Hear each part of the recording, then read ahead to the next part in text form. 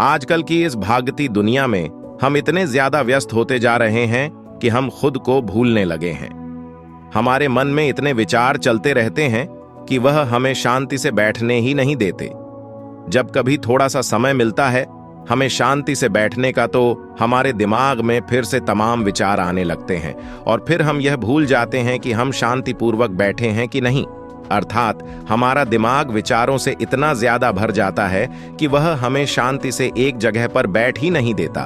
तो आज के इस वीडियो में हम अपने मन के विचारों को साफ करके अपने दिमाग को किस तरीके से शांत रखा जाए, इसी के बारे में बात करने वाले हैं दोस्तों।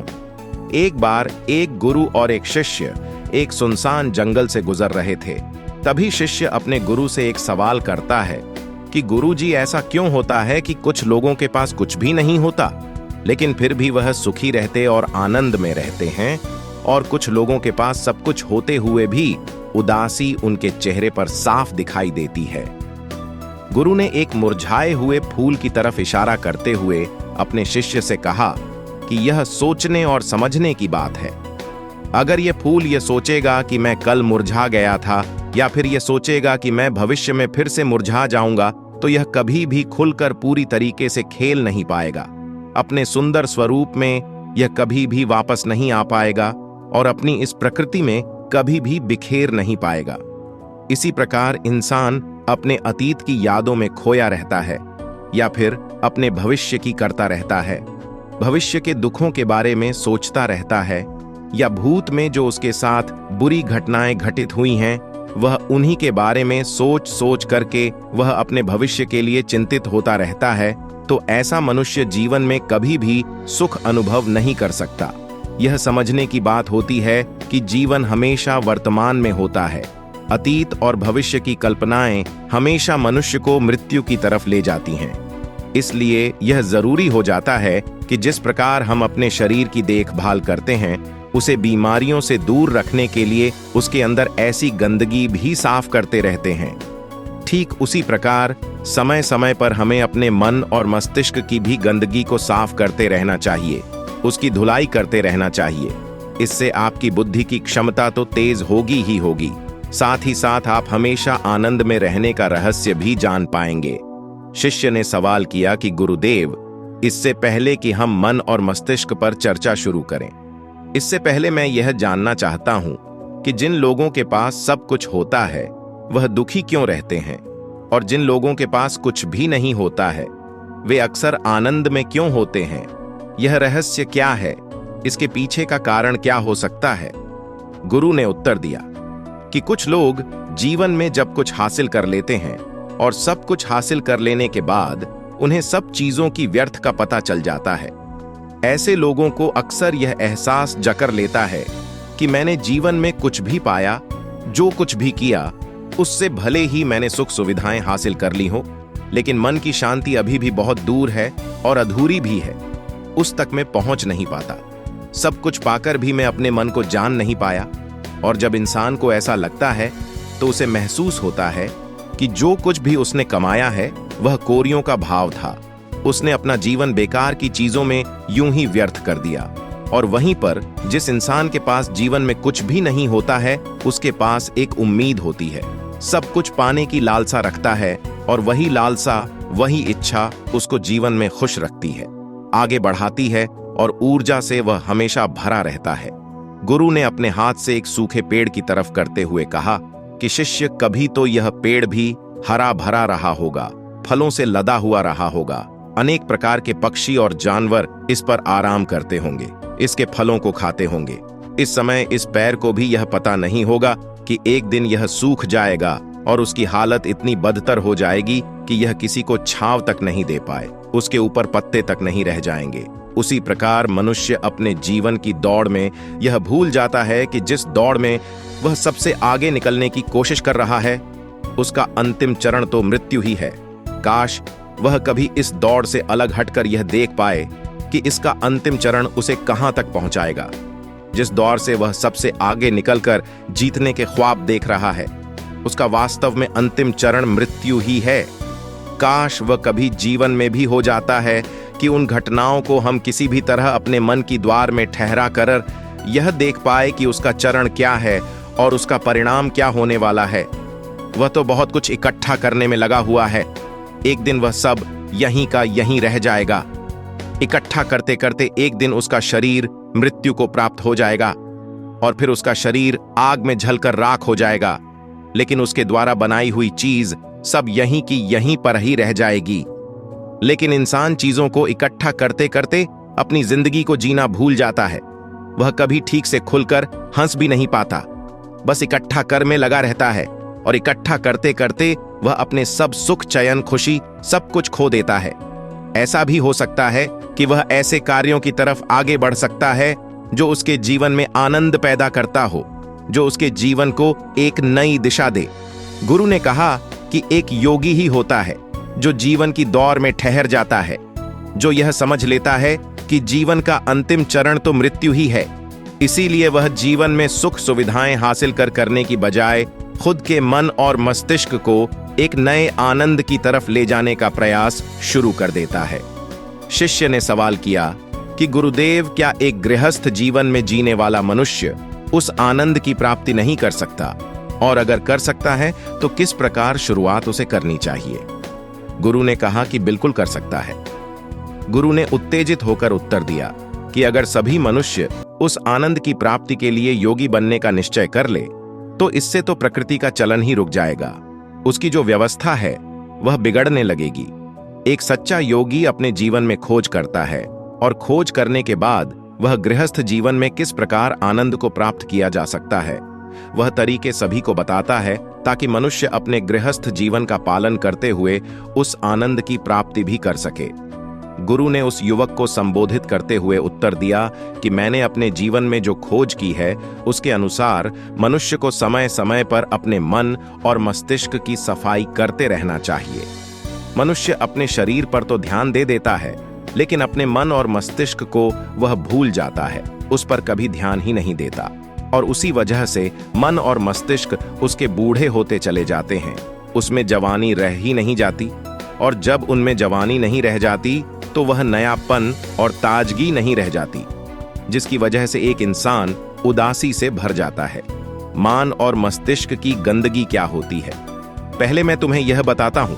हर मनुष्य के जीवन में कुछ ऐसी घटनाएं घटती हैं जिनका उसके मन और मस्तिष्क पर बहुत ही गहरा असर डालती है। वह जीवन पर्यंत उन घटनाओं को भुला भी नहीं पाता, और वही घटनाएं उसके मन में पूरी तरह से पक्की बैठ जाती हैं, जो उसके मन में गांठ बना लेती है। और भविष्य में जब भी वह कोई काम करता है तो यह घटनाएं उसको प्रभावित करती हैं। उसके विचारों को, उसके निर्णय को पूरी तरह से घटनाएं बदल कर रख देती हैं। ऐसे मनुष्य की दृष्टि भी भ्रमित हो जाती है। वह सत्य स्वरूप को देख ही नहीं पाता। वह उन चीजों को उन घटनाओं से जोड़कर भ्रमित तरीके से देखता रहता है। उदाहरण के लिए, अगर किसी बुरी आंखें वाले आदमी ने आपको धोखा दे दिया है तो आप जीवन पर्यंत बुरी आंखें वाले आदमी को हमेशा धोखेबाज ही समझते रहेंगे। उस पर कभी पूर्ण रूप से आप विश्वास ही नहीं कर पाएंगे। लेकिन समझने की बात यह होती है कि जिस इंसान ने आपको धोखा दिया है वह धोखा आपको बुरी आंखों से नहीं मिला, वह इंसान के स्वभाव से मिला है। लेकिन उस इंसान के स्वभाव से हमारे दिमाग में उसका एक चित्र छप गया, उसकी एक छवि बन गई, और वह छवि दूसरे आदमी से जब हम संपर्क करते हैं तो बीच में एक दीवार की तरह खड़ी हो जाती है, और इसी वजह से दो लोगों के बीच गहरे संबंध स्थापित नहीं हो पाते। तो मनुष्य के लिए सबसे जरूरी यही होता है कि वह अपने आप को अतीत की घटनाओं से मुक्त रखे। उन घटनाओं से प्रभावित होकर वह दिमाग में किसी तरह की छवि ना बनाए। कुछ लोग इस बात पर यह सवाल खड़ा कर सकते हैं कि फिर जीवन के अनुभव किस काम में आएंगे। लेकिन समझने की बात तो यह होती है कि हम जीवन के अनुभवों को भी भ्रमित तरीके से जान लेते हैं, सही तरीके से उनसे सीख ही नहीं पाते।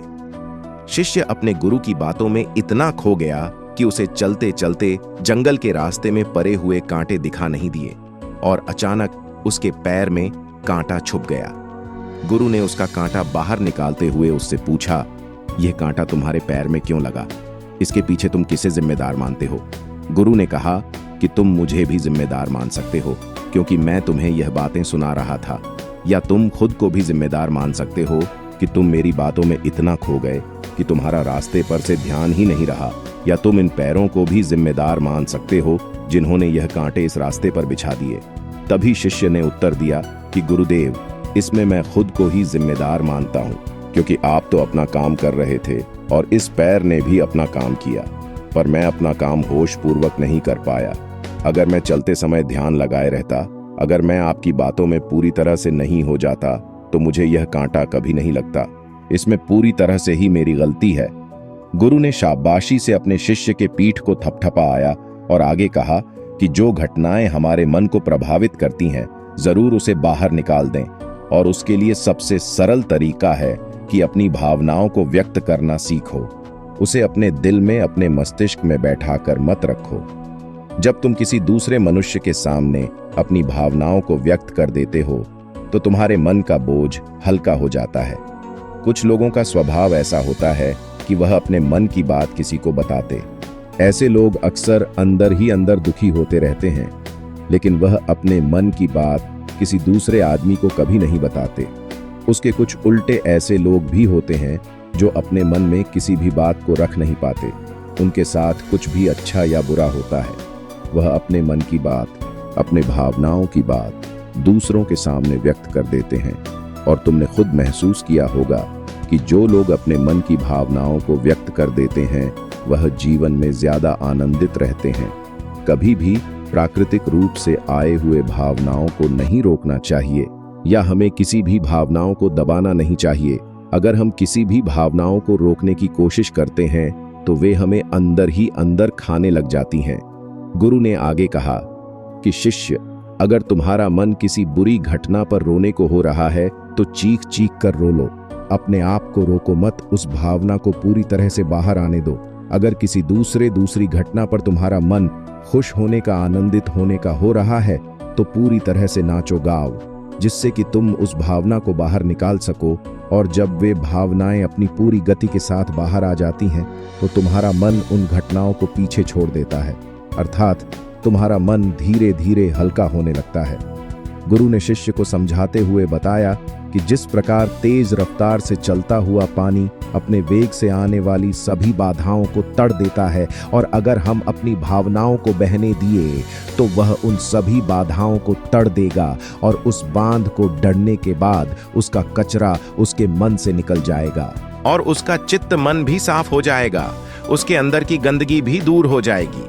अक्सर मनुष्य अपने मन में किसी घटना को दबाकर इसलिए रखता है कि वह सोचता है कि अगर सामने वाले को इस घटना के बारे में पता चल जाएगा तो वह क्या सोचेगा। इसी विचार से वह अंदर ही अंदर खुद दुखी होता रहता है और अपनी भावनाओं को दबाता रहता है, लेकिन सामने वाले को वह कुछ भी नहीं बताता। लेकिन अगर एक बार वह हिम्मत करके शुरुआत कर सकता है, अपने अंदर की बात अपने किसी करीबी मित्र को बता दे, तो उसका पूरा जीवन परिवर्तित हो सकता है, उसका जीवन सुखमय बन सकता है। एक बार अगर उसके दिमाग में यह आदत बन गई, तो जीवन भर अपनी भावनाओं को दूसरों के सामने व्यक्त करने से कभी नहीं हिचक जाएगा। हम अपने जीवन में इस आदत को 21 दिनों में पैदा कर सकते हैं। 21 दिनों तक अगर सही तरीके से हम अभ्यास करें, तो हमारा दिमाग पूरी तरह से भावनाओं से मुक्त हो सकता है। यह 21 दिनों का अभ्यास इस प्रकार है। 21 दिनों तक सबसे पहली बात जो आपको याद रखनी है कि अपने मन में किसी भी बात को दबाकर नहीं रखना है। अगर हम किसी मनुष्य के बारे में अच्छा सोचते हैं, तो हम उसे करें। अगर बुरा भी सोचते हैं, तो भी उसे व्यक्त करें। परिणाम भूल जाए कि परिणाम क्या होंगे, सिर्फ अपने दिमाग की धुलाई करने पर विश्वास रखें। इससे आपके दिमाग में एक अद्भुत साहस पैदा होगा। गुरु ने आगे कहा कि शिष्य, जब आप किसी मनुष्य के बारे में वह सब बता पाएंगे जो आप उसके बारे में सोचते हैं, तो आप खुद सोचिए कि आपका खुद के ऊपर कितना विश्वास बरत जाएगा। आपके मन के सारे दोष खत्म हो जाएंगे। हो सकता है कि इसमें आपको चुनौतियों का सामना भी करना पड़े, लेकिन जहां चुनौतियां नहीं होती हैं, वहीं कुछ अभ्यास भी नहीं होता है। अभ्यास हमेशा चुनौतियों से भरा होना चाहिए। इससे आप सत्य वचन बोलने का अभ्यास भी कर पाएंगे। अक्सर हम दूसरों को प्रभावित करने के लिए वह सब बोलते रहते हैं जो उन्हें अच्छा लगता हो, लेकिन वह नहीं बोलते जो हम उनके बारे में सचमुच सोचते हैं। और यही हमारी सबसे बड़ी भूल हो जाती है, जिससे हमारा पूरा अस्तित्व झूठ ठा बनकर रह जाता है। और अपनी भावनाओं को व्यक्त करते समय यह भी जरूर ध्यान रखें कि आपके अंदर जो भावनाएं उस इंसान के प्रति उठ रही हैं, उसके पीछे का मूलभूत कार्य क्या है। उदाहरण के लिए, जब एक नौकर अपने मालिक के लिए कोई काम करता है और वह काम अच्छे से नहीं कर पाता है, तो मालिक उसे डांट फटकार देता है, जिससे उसके अंदर उसके प्रति क्रोध की भावनाएं उठने लगती हैं। लेकिन समझने की बात यह होती है कि मालिक तो आपको कही, वह तो डांटे ही अगर आप अच्छे से काम नहीं करेंगे। अगर आप काम अच्छे से कर रहे हैं और फिर भी आपका मालिक आपके साथ उचित व्यवहार नहीं कर रहा है, तो आप खुलकर अपने मालिक को भावनाएं व्यक्त कर सकते हैं, बिना यह सोचे कि इसका परिणाम क्या होगा। अगर आप इस भावना को उठाएंगे नहीं, तो आप अपनी नजरों में खुद ही नीचे गिरने लग जाएंगे। आपका आत्मविश्वास बिल्कुल खत्म हो जाएगा। दूसरा अभ्यास जो 21 दिनों तक करना है, वह यह है कि जो भी घटनाएं तुम्हारे साथ घटित होती हैं, कम से कम आपके जीवन में एक ऐसा इंसान होना चाहिए जिसके सामने तुम अपने दिल की बात रख सकते हो। चाहे अच्छी बात हो, चाहे बुरी बात हो, वह सब बातें तुम बिना कुछ सोचे विचारे, बिना कुछ डर से कि वह इंसान तुम्हारे बारे में क्या सोचेगा, तुम उस इंसान को अपनी सारी बातें बता सको और वह इंसान तुम्हारी सारी बातें सुनने के बाद तुम्हारे लिए कोई छवि पैदा ना करे।